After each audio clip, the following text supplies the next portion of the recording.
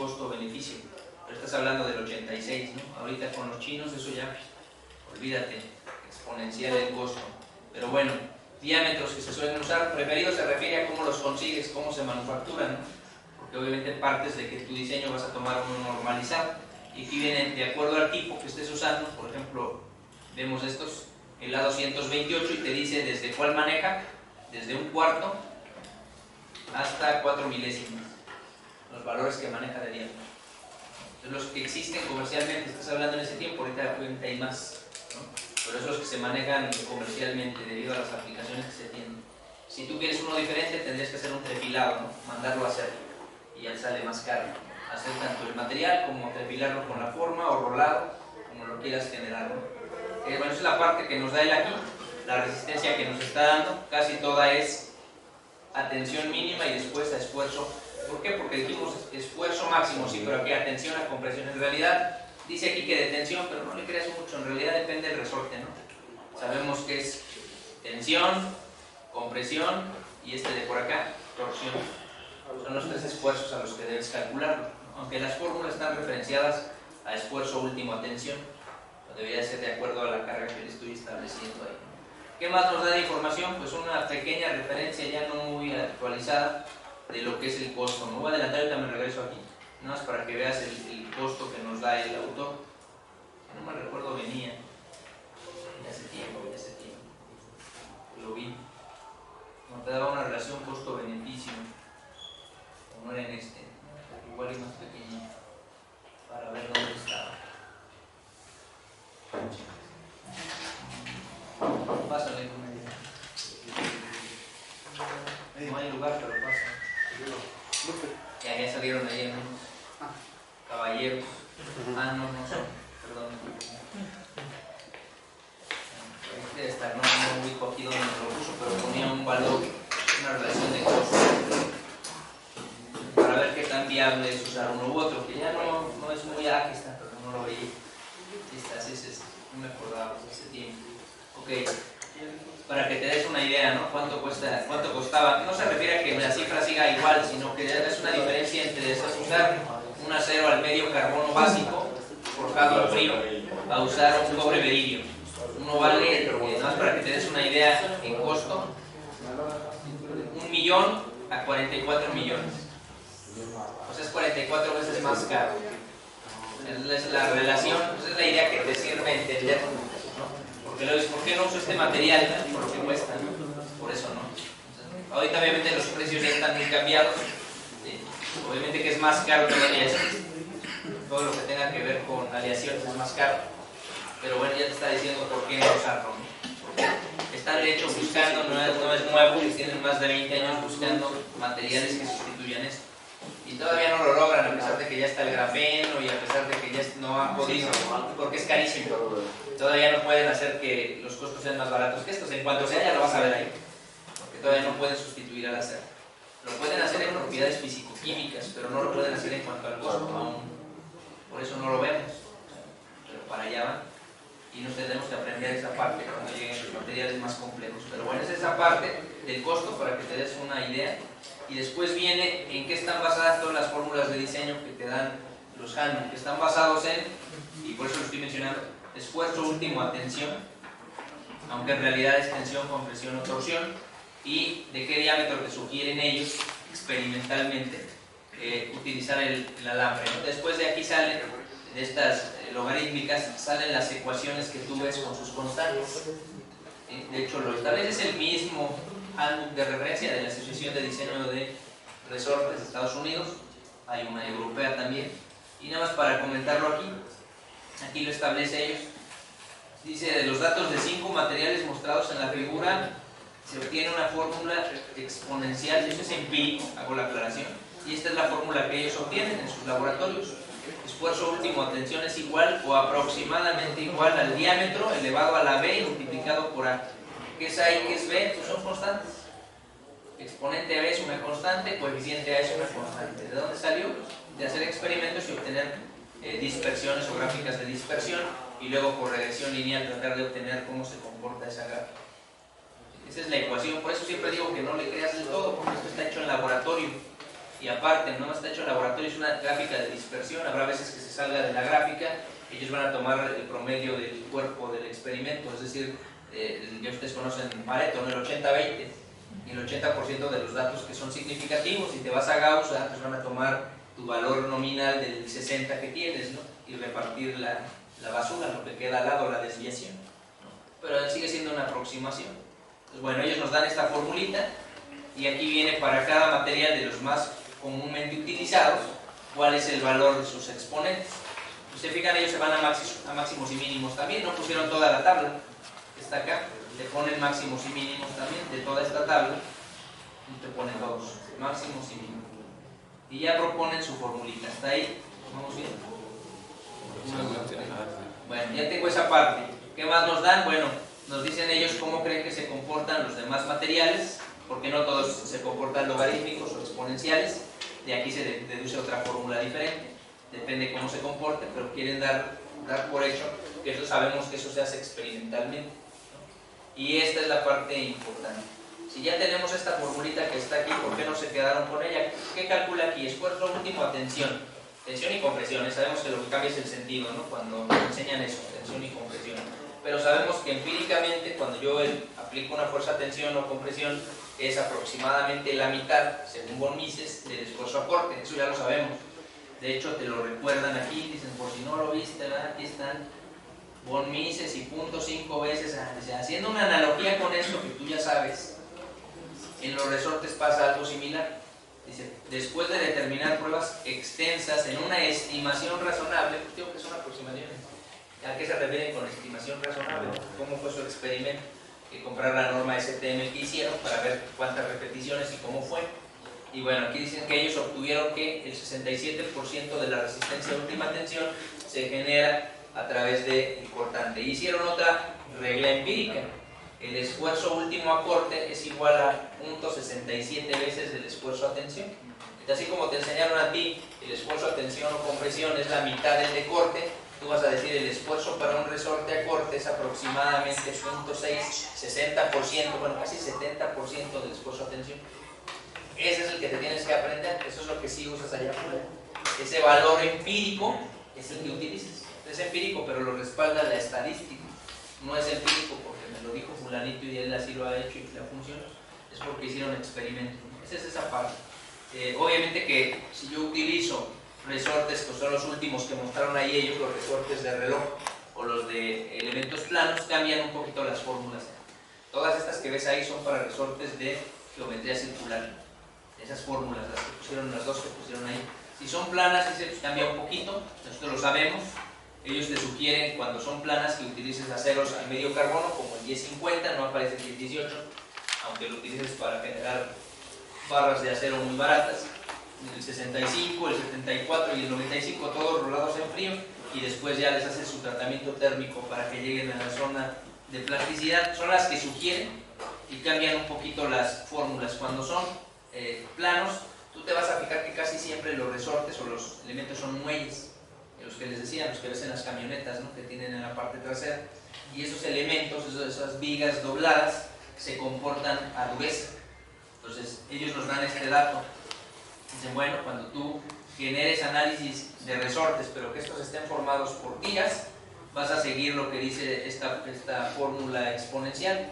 Tenemos esfuerzo último a tensión versus dureza. Entonces tienes dos escalas. Si tienes el esfuerzo último a tensión en megapascales, la dureza va a ser Rowell C. Si tienes el esfuerzo último en miles de PSI, el esfuerzo va a ser en Vickers o en profundidad, kilos de fuerza en profundidad según Vickers. Como sé que eso lo tienen fresco, presente. Obviamente sé que no. Entonces puse aquí. Ya lo volví. No, sí puse un documento de dureza aquí de apoyo para que lo vieran. Acá está. No lo volví. Sí, lo traje. Segundo cuatrimestre, que es cuando lo ves, por eso digo que lo tienen fresco, no mis dudas. Vickers.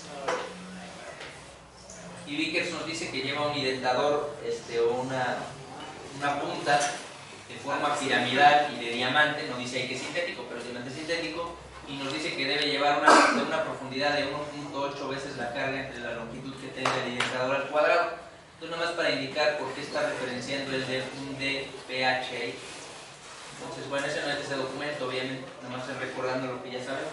Entonces me dice que si yo tengo 10 kilogramos que estoy efectuando con el durómetro, 10 kilogramos sobre la punta o sobre el identador, pues con eso obtendría yo estos datos, ¿no? Entonces ya nada más es cruzar, aquí está el comportamiento que debería de tener el ideal.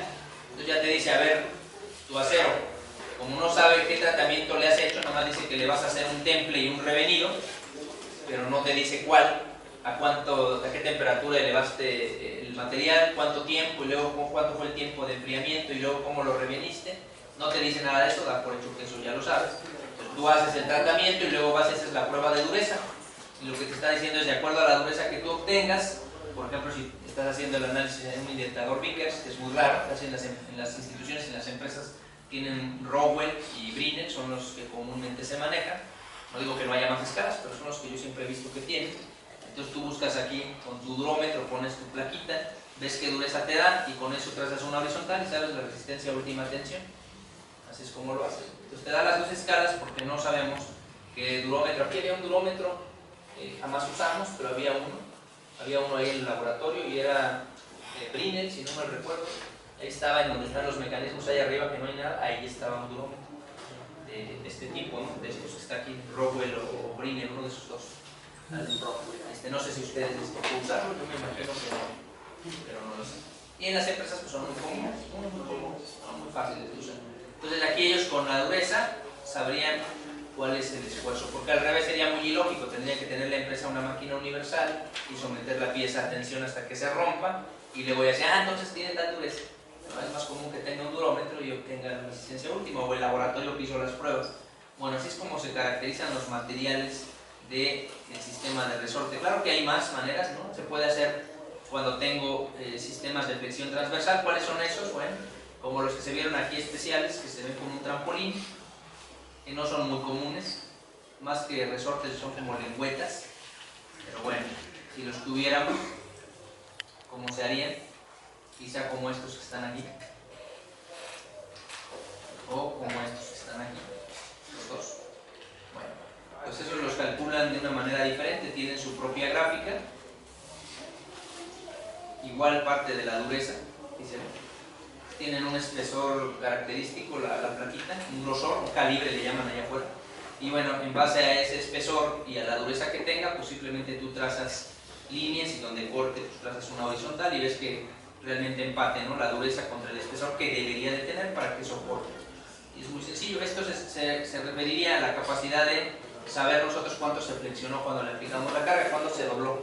Cuando se dobla, tú sabes que genera dos tipos de deflexión, una lineal y una, te enseñan la triangular, decían, trazas una curva, esa deflexión le pones una línea tangente y con respecto a la horizontal es un ángulo. Pues esa, en vez de hacer esa línea tangente, esa curva que generó, qué arco tiene o qué radio tiene, eso es lo que dice. Si pudieras medir ese radio, quizá con un proyector de sombras, pues lo verías, ¿no? Como más lo mismo. Y verías eso. Eso es lo que te están diciendo aquí estas personas, ¿no? Y ahí termina prácticamente el repaso de los materiales. Si tú ya encuentras algo muy técnico, sería algo como esto. Y yo realmente raras ocasiones lo he visto en puros handbooks, no lo he visto con ningún proveedor. Ustedes están por ahí en la industria, a ver si tienen oportunidad de ver el proveedor te dé esto. Y sí me ha tocado trabajar con dos proveedores que hacen resortes y no te dan esta información. El material que tú quieres, el esfuerzo último, atención, la dureza Rowell, el porcentaje de elongación, el factor de flexión, lo que tiende a hacer la curva. Si es una curva completa, pues qué porcentaje es el que se generó de la curva, el módulo de elasticidad y la razón de comportamiento volumétrico, que aquí es Poisson. Son los valores que te dan, o Poisson le dicen, ¿verdad? Pero como es francés es Poisson, ¿vale? Y esos son los valores característicos de un resorte, ¿no? De ellos, el que realmente conoces allá afuera, cuando estás viendo eso, pues te dan el calibre o el diámetro, si es placa el calibre, si es el diámetro te dan el valor nominal del diámetro exterior promedio del alambre con el que se va a hacer el resorte, y si tienes suerte te darán los kilos que soporta. nada más. Pero bueno, tú lo que esperas es el esfuerzo último a tensión en zona plástica, a tensión, compresión, y con ese tú deduces el de torsión con la fórmula del punto 77, es más o menos como lo calculas, ¿no? Y ese es el material. Hasta ahí, ¿alguna duda? Que digan, es muy sencilla la teoría. Yo trato de poner ahí encerrado lo que me dice el programa que es obligatorio que conozcas, y eso para el que toque el examen oral, que es lo obligatorio que conozcas, es lo que está encerrado ahí, lo que yo estoy subrayando, eso es lo obligatorio, que lo debes de saber. El punto 67, el punto 57, dependiendo si es von Mises y si es torsión en función de tensión. Y bueno, por último lo que viene son las variables geométricas, es repasar esto, las que ya te sabes tú de dibujo, ¿no? Y este dibujito es la base para recordar lo que ya sabemos.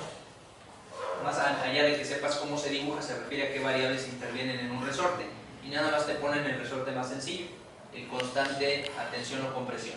Y lo más común que es, bueno, el diámetro del alambre, que se considera constante, de minúscula, está. Ya vamos, último minuto, no me presione.